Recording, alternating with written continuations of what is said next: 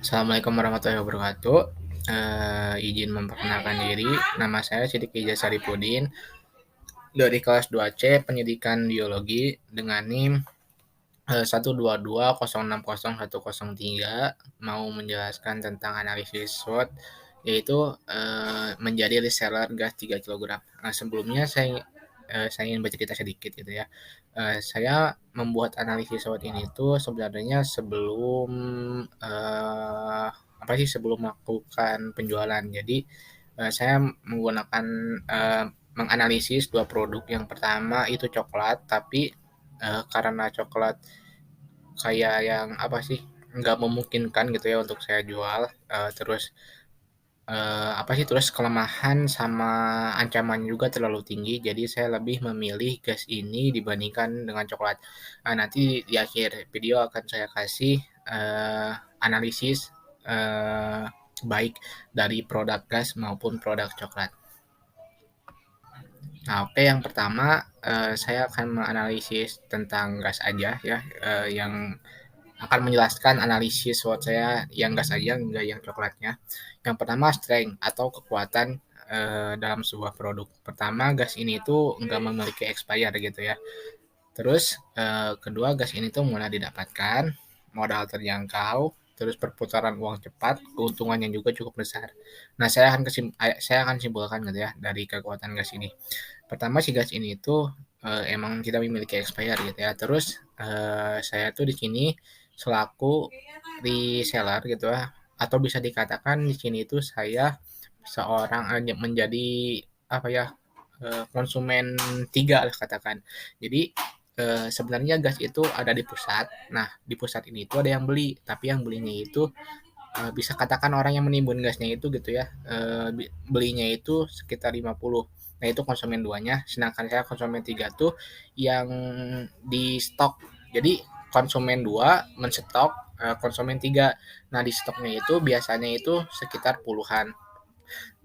Minimal itu 5 gas lah gitu ya sekali beli, atau 10 bisa lebih juga. Jadi sebenarnya eh, di warung kan saya punya warung gitu ya, ibu saya juga sebenarnya udah jualan gas yaitu 5, tapi eh, yang 5 tapi tapi kita tuh kerjasama sama konsumen dua gitu. Jadi konsumen dua ini tuh bisa menambah stok gas yang ada di warung kita tanpa harus membeli gasnya terlebih dahulu gitu. Jadi cuman beli isinya doang, sedangkan tabungnya mah dipinjemin sama si konsumen dua. Jadi kita tuh cuman beli isinya doang dengan harga 20.000. Nah, kita menjual gasnya itu dengan harga 23.000. Nah, itu tuh ada keuntungan sekitar 3.000. Karena kebetulan waktu itu orang tua saya udah apa ya, udah punya apa sih, udah kerjasamanya itu 5, terus saya tambah lagi 5. Jadi nambah kerjasama sama konsumen keduanya itu jadi sekitar 10 yang asalnya dari 5. Nah, tapi orang tua saya gitu ya, untuk membantu saya juga sebenarnya kayaknya. Jadi memberikan semua apa sih ke 10 gas itu jadi ke saya gitu. Jadi semuanya dimodalin sama saya sekitar 200.000. Itu juga kalau kata saya lumayan mahal gitu ya. 200.000 itu saya ambil dari buku tabungan saya.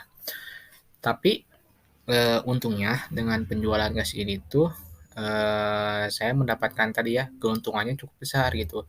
Bahkan sekitar 5 hari atau bahkan 4 hari keuntungannya itu udah bisa kembali gitu. Jadi 10 gas ini tuh bisa langsung habis karena nantinya dijelasin dari peluangnya gitu. Oke, itu mungkin sekilas tentang kekuatan yang dimiliki. Kita bahas tentang weakness atau kelemahan yang dimiliki oleh si produk gas ini.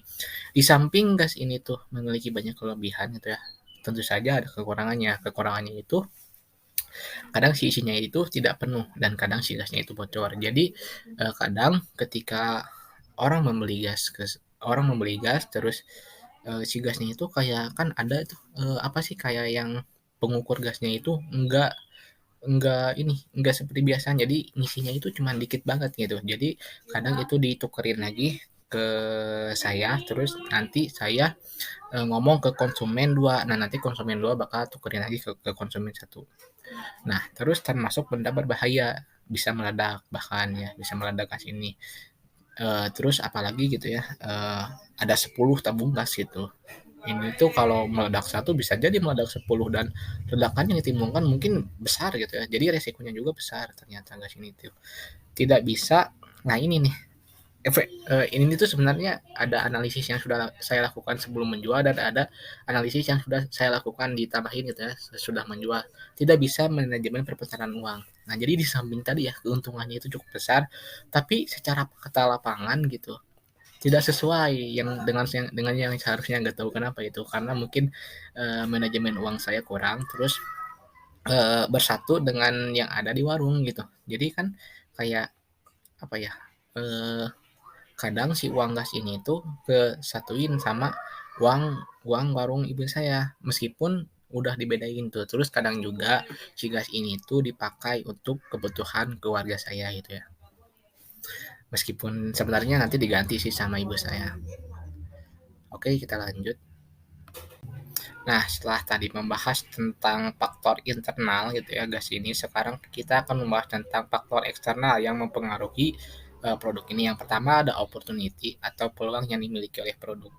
Eh, Pasti ya setiap rumah tangga ini memerlukan gas gitu ya. Gak ada keluarga yang gak memerlukan gas karena gas ini itu dipakai salah satu apa ya kayak untuk memasak lah gitu ya. Kalau gak ada gas nanti kita gak bisa masak. Terus cukup banyak pengusaha UMKM-nya memang gitu ya. Pada di sekitar rumah saya itu tuh banyak hampir banyak gitu ya pedagang UMKM kayak tukang gorengan, terus tukang apa sih kayak ayam bakar gitu, terus kebanyakan tukang gorengan sih sebenarnya, tukang kopi juga, terus tukang tukang apa lagi ya, tukang batagor, tukang bakso tahu, tukang cuanki itu banyak lah pokoknya pengusaha UMKM. Terus harga pasaran tidak berubah. Nah, ini tuh saya tanya ke orang tua saya sebenarnya eh, sebelumnya juga kan saya tuh udah tanya gitu ke orang tua saya kalau jualan gas ini tuh kayaknya kayak gimana sistemnya ternyata dalam penjualan gas ini tuh harga pasarnya itu hampir hampir nggak pernah berubah. Terus yang ketiga itu ada peningkatan pemakaian gas saat bulan Ramadan ini kemungkinan meningkat karena pada bulan Ramadan tentu saja gitu ya produksi terus banyak juga yang jualan tajil ini tuh memerlukan gas. Terus yang keempat ada threat atau ancaman yang dimiliki oleh produk. Pertama daya saing. Jadi konsumen dua ini tuh bukan hanya mematok di warung kami tapi juga mematok di warung yang lainnya juga. Terus kadang karena mematok di yang lain terus itu tuh bisa menyebabkan kita tuh kehabisan stok atau stoknya tuh nggak full. Terus yang ketiga, nah ini yang membuat saya itu gak berani buat beli gas dan daftar nama langsung dari konsumen satu. Jadi kalau ke konsumen satu itu kita tuh harus beli gas satu gasnya itu 160.000.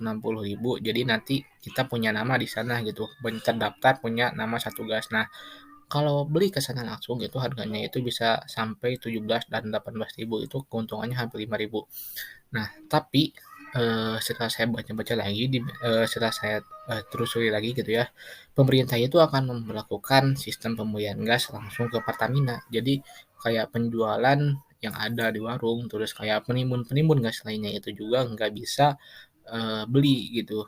Bahkan dibatasi gitu ya, katanya harus menggunakan KTP dan jadi belinya itu harus langsung ke Pertamina. Ini tuh pemerintah udah mengeluarkan tapi nggak tahu diberlakukannya kapan.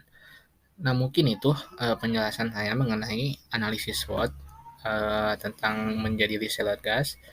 Semoga Ibu paham apa yang saya sampaikan. Sekian dan terima kasih. Nanti ya saya akan kasih analisis yang telah saya buat, baik coklat maupun gas. Ditutup saja dengan doa, ditutup saja dengan doa, ditutup saja dengan salam. Wassalamualaikum warahmatullahi wabarakatuh.